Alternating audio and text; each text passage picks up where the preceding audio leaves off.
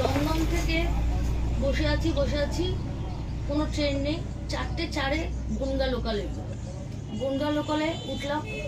যেই বনগা লোকালে পা দিয়েছি তখনই নিশাকে এক ভদ্রমহিলা, উনি দুর্গানগরের কাছে, প্রত্যেক ট্রেনে উনি হাসনাবাদে যে কোনো ট্রেনে গেলে উনি ঝামেলা করেন।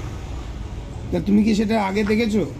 হ্যাঁ, প্রথমে নিশাকে বলছে এই না তুমি না বনগা থেকে হ্যাঁ, হাসনাবাদে কি করে দেখলে? আমি যখন নিশাকে নিয়ে আসি বা আমি যখন কাজের থেকে ট্রেনে যাই। তোমরা তো মধ্যমগ্রামে থাকতে। না, মধ্যমগ্রাম না, দুর্গানগর, ননদের বাড়িতে থাকতে। আচ্ছা, এখন কোথায় থাকো? এখন বেলগড়িয়া। বেলগড়িয়াতে।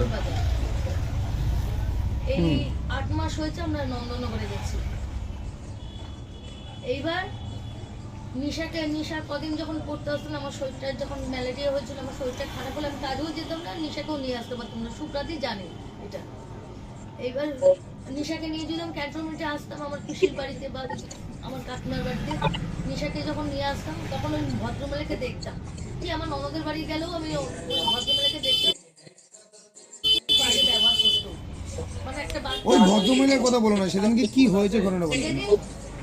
সেদিন না আমার নিশাকে যখন এই কথা বলছে, আমি চাই আপনি চুপ করেন, আপনি এসব কথা বলছেন না, ভিডিওতে তো দেখা যাচ্ছে যে ও গেটে দাঁড়িয়ে ছিল। আমার পিছনে একজন দাঁড়িয়ে ছিল, আমার পিছনে একজন ভদ্রমহিলা, সে দুর্গানগরেই থাকে, সে রাজমিস্ত্রির কাজ করে। আচ্ছা, তাকে আমি চিনি ভালো মতো। এবার সে যখন বলছে এই এখানে দাঁড়িয়ে আছিস, ভেতরে যা, তখন নিশা বলছে না আমি ভেতরে যাবো না, আমি এখানেই থাকবো, আমার অভ্যাস আছে। এবার তারপরে আমি হ্যাঁ ওর অভ্যাস আছে, ওর দুটো ট্রেন পাল্টে আসে। তা বলছে কি তখন বলছে যে আপনি মেয়েটাকে করছেন। তা আমি বলছি মেয়েটা তো পড়েনি, মেয়েটা দমদম থেকে এতটা যখন আসতে পেরেছে পড়েনি। তখন বলছে কি, তখন এক ভদ্রমহিলা ওখানে দাঁড়িয়েছিল।